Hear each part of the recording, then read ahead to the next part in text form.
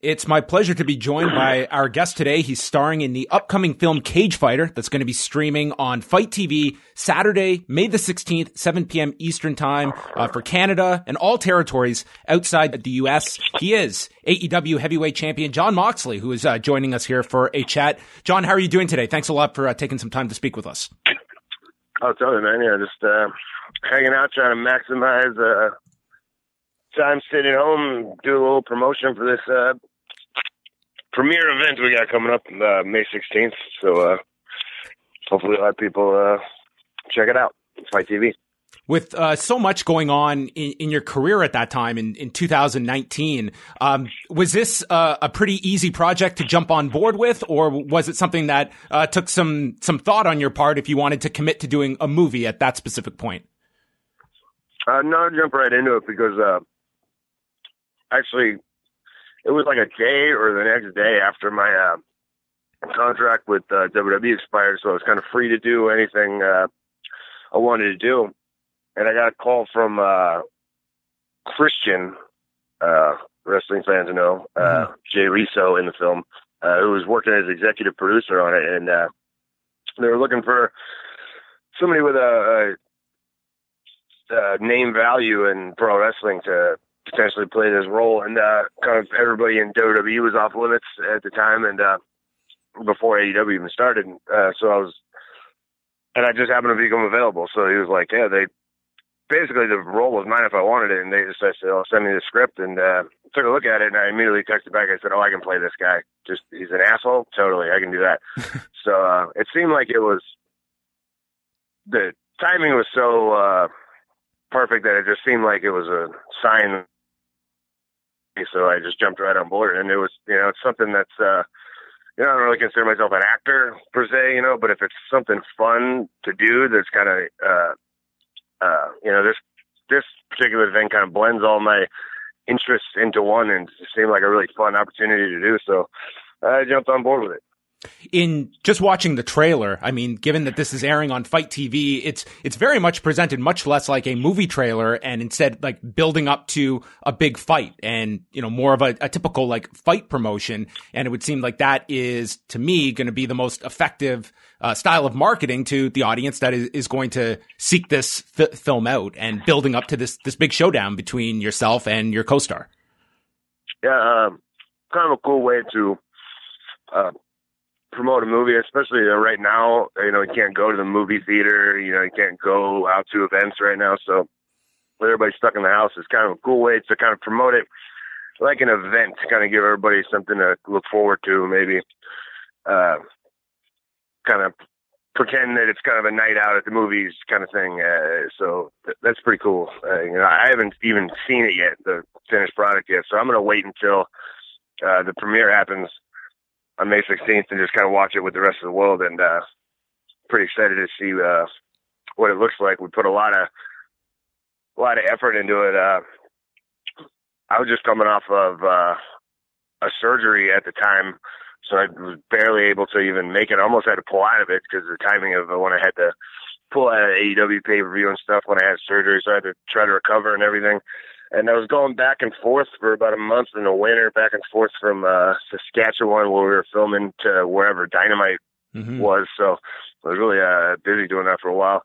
And we put a lot of work into all the fight scenes and stuff over 3 days, 10, 12-hour days. We didn't have no stunt guys, nothing like that. There's no special effects helping us. We had to do all this physical stuff on our own. And obviously it's a movie. You're not trying to hurt the other guy, but if you fall down on the mat, you got to get back up and do it over and over. And so it was really a challenge to like stay loose and stay warm and try to keep like your adrenaline and intensity up over like a 10, 12-hour period, where it's like, cut, switch the camera angle, okay, cut, do it again. Movies can be very kind of a tedious process like that, and when you're doing really physical stuff like that, it's hard to keep it up.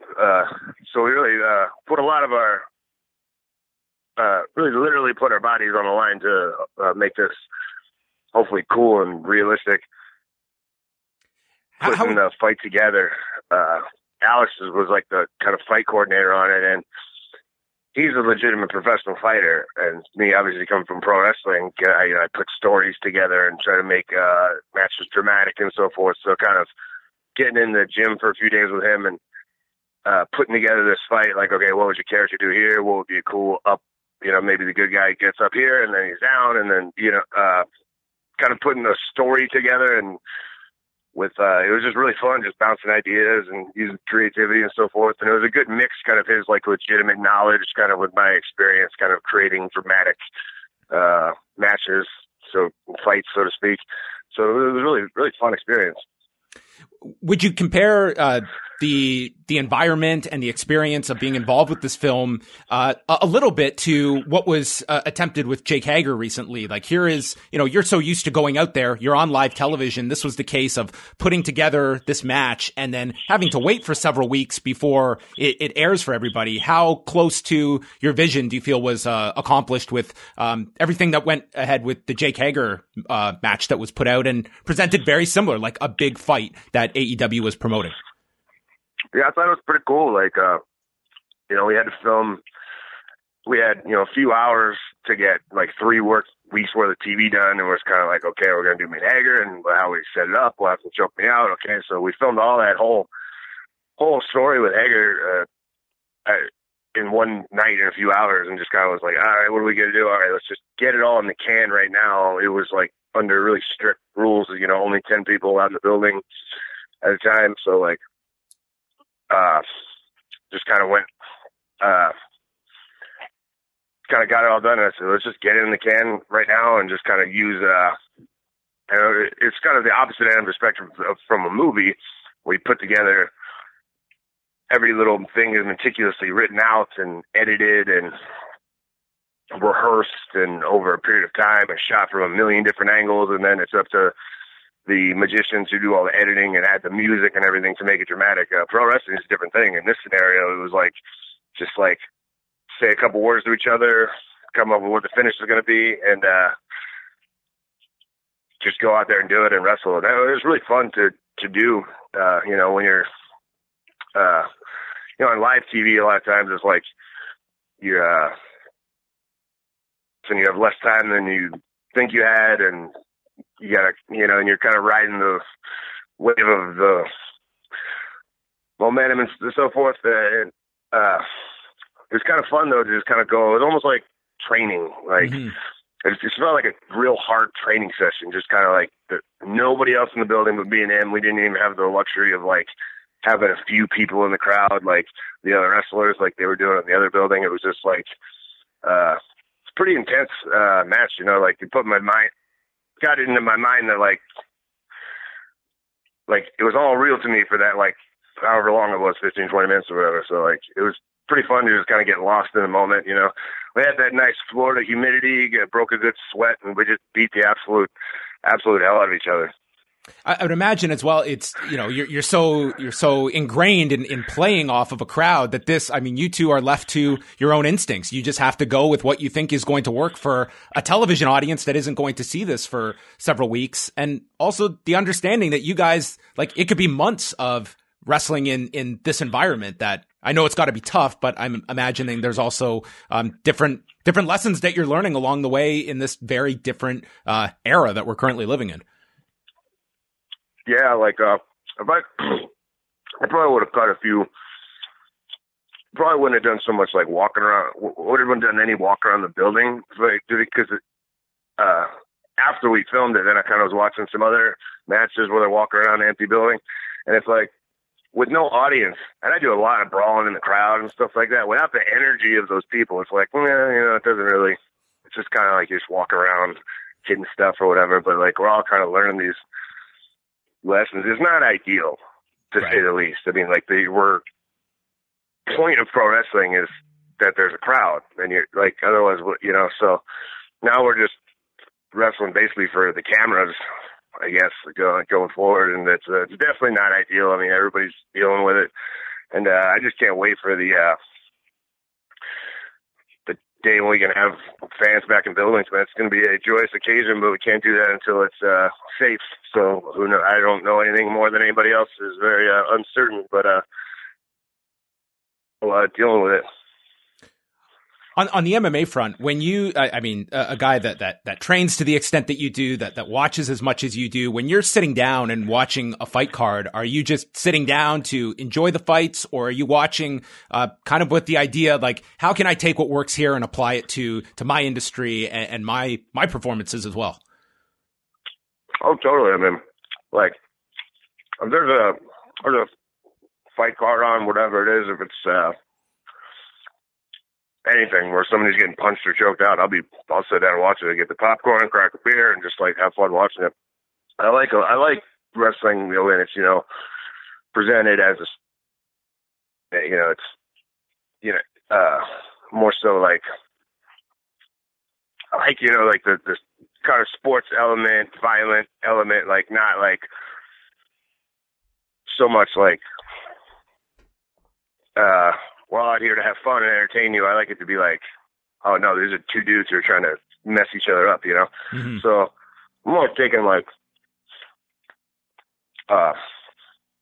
whether it's like fighting or movies or anything, my brain right now is like in total receptor mode. Like everything that I watch on TV or listen to or read, I'm always like on the lookout for anything that could be a cool line to steal for a promo, or a cool sequence to put in a match, or a concept or an entrance or anything like that. You learn a lot just by like watching somebody's entrance in a different sport, like the way they come to the ring or the way there's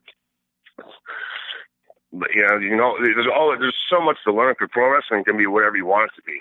It can be funny, it can be serious, it can be,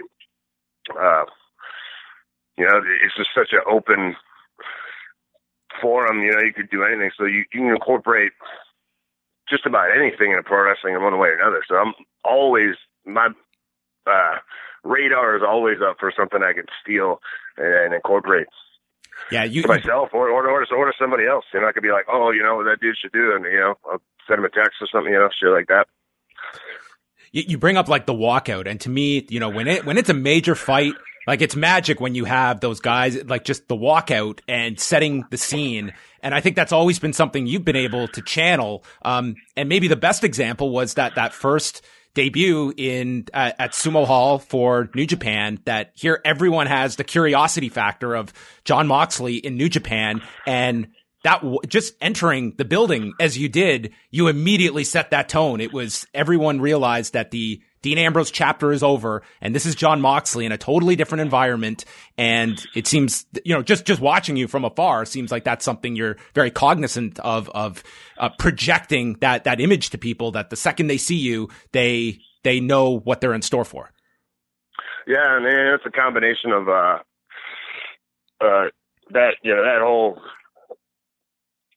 That was a real electric feeling. I had no idea how that was going to go, or if people in Japan who are New Japan fans. I'd wrestled that building for WWE a bunch of times, and always, it's probably my favorite building I'd ever wrestled in. I loved the fans in New Japan, but I'd never wrestled for New Japan, so I didn't even know what the response or reception was or anything like that. But it's all about just projecting. If you project, I'll get myself worked up into my head to where, like, I hate this dude and I'm trying to hurt him. Almost like what would you call it? Like method acting or something like that. But it's like, if it's real to you, if it's a promo, it's a match, whatever, it's got to be real to you for it to project as real to the audience. So it's a combination of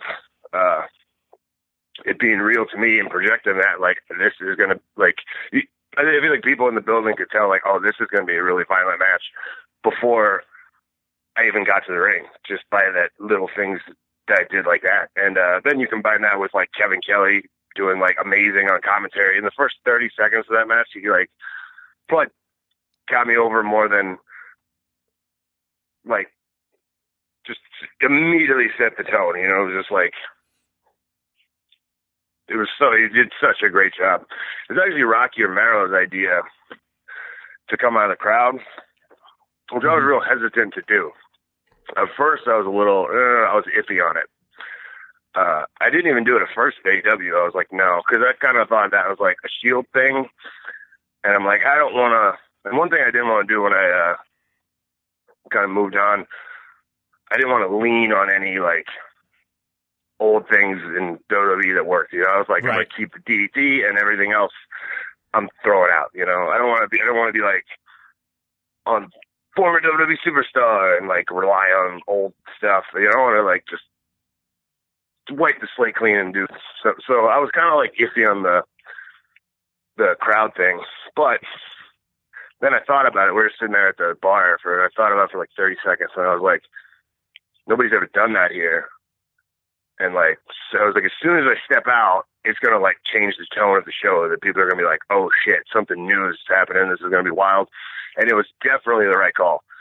I was like 100% the right call. So I'm glad, I went with that idea. And then I was like, but I won't do it in AEW. But then some of the producers and directors, a lot of people are like, man, it's such a cool entrance though. And then I'm like, yeah, you know what? It's his mind as much as anybody. So fuck it, I'm going to keep it. And now it's like kind of a signature thing that obviously now I can't do. So, I mean, that's kind of a big part of my, the excitement of me coming into the building at AEW is like coming from the bowels of the building, so obviously that's taken away for the foreseeable future, but it'll be back one day. When it comes to, getting set for a match, and certainly the G1, it had all these fresh matches for you, and we could talk about the Tomohiro Ishii match, but I'm kind of curious that when you knew that the Toru Yano match is coming up, and that, part of the charm of Toru Yano is just seeing all these different figures adapt to Toru Yano. What was sort of the thinking of what we wanted to achieve in that match, which was a standout for people to see, like, what will this look like? Oh, I was totally into it. Like, he does this thing, and it's funny. And at the time, I was so glad to have Yano on that night, because my neck was screwed up really bad. I had a pinched nerve at my C6 and 7, and it was like the majority of that whole tour, I was pretty much in constant, like, radiating pain down the whole side of my left arm and then in my neck. Every time I hit the mat or got hit, it was just like a rush of just intense pain. I got it, did a bunch of spinal decompression and got it fixed when I came back, and I haven't had any problems with it since. But I just remember that night being like, oh, thank God, this is going to be nice and easy tonight. Just a few more things here before we let you go. Throughout this whole period, like with so many shows postponed or canceled, I know one that there was a lot of anticipation for, and that was you going over to Dublin for OTT. What caught your attention about OTT, and does that remain one of those bucket list items to get over there for, whether it be future Scrap-Romania or another one of their big events? Oh, well, yeah, I mean, it was presented to me like whatever, how many people are going to be there, 2,000 people, Dublin National Stadium on St. Patrick's Day weekend. Dude, I'm in. Like, that's really cool. And, looking forward to eventually the day when, we can travel safely again and put people in buildings again to get back to Europe. Hopefully we can bring AEW to Europe, because some of the best unique crowds over there in the UK and Ireland, like Dublin's all one of those on the WWE Europe tours. Dublin's like one of those towns you always look forward to, because it's crazy audiences. So I was like, oh man, I totally want to be a part of that. I wanted to be a part of that atmosphere. I was like, that sounds really fun. But I was sitting in my backyard, and my wife was like, I was gonna leave like the next day, or it was pretty soon. And my wife's like, yeah, they just, Trump just put like a travel ban on or something. I'm like, what? And I came in on the news, and it was like travel ban. And I'm like, oh no, I'll bet this is going to be this. And then I got a call from the guy, and the show was good. Like, oh, it fell apart so quickly. But that was like kind of right when everything was really starting, and it got real serious really quick. So, but there's so much, stuff that's been missed out on for so many people, and a lot of people are hurting, like a lot of these indie guys that depended on that income, and now they're not gonna be able to work until I just been a pretty good situation. Just heart goes out to all the people who are, so badly affected by all this stuff, Certainly. It's, and unfortunately, it's going to be the repercussions of this that are felt for so long in so many different industries. The last time I interviewed you, Jon, it was quite a few years ago. It was right before the WrestleMania with Brock Lesnar. And I remember coming away from that interview that you had, you just sound so amped for that match and the different ideas and everything that was on the table potentially. Was that a particular situation that weighed on you for a long time getting over that, or was it something that you moved on afterwards regarding just how things went down and what the certain limitations were presented to you that day? Dude, I'm just grateful. I'm just looking at life right now and it's been just a wild ride, man. Just I don't have any lingering anything over the last year. I've just been so grateful for just all the run I've been able to have, and just so excited for the opportunities coming forward. And it's just gonna be I'm always looking toward the future, and not looking back. That was a great run, man. Did a lot of great stuff there that I hope, people gets erased from history or whatever. But, I'm just always, I'm just so excited about, the future and stuff. Right now we're in a tough time, it's not ideal to win the world title and then 2 weeks later the whole business collapsed across the board. But the thing is, the whole world is collapsed, you know what I mean? So yeah. For how important is pro wrestling in the grand scheme of things. So, you won't find me, you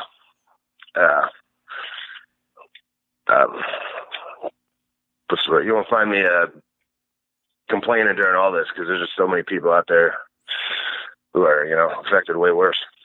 Well, Jon, I want to thank you so much for taking some time to chat with us. Once again, Cagefighter, it's going to be premiering on Saturday, May the 16th on FITE TV, where Jon will be playing Randy Stone for this big showdown that I'm looking forward to. Chuck Liddell's in the film. You're going to see Luke Rockhold, Christian, Jay Rizzo featured as well. So I think it's a real interesting promotion as well, the way they're building around this fight. Thank you so much, Jon. All the best with the future. Dynamite airing Wednesday nights at 8 Eastern, and we hope that the world gets back to normal in due time. Yeah, one of these days. Yeah. Well, thank you, man. Yeah, check it out May 16th, man. All right.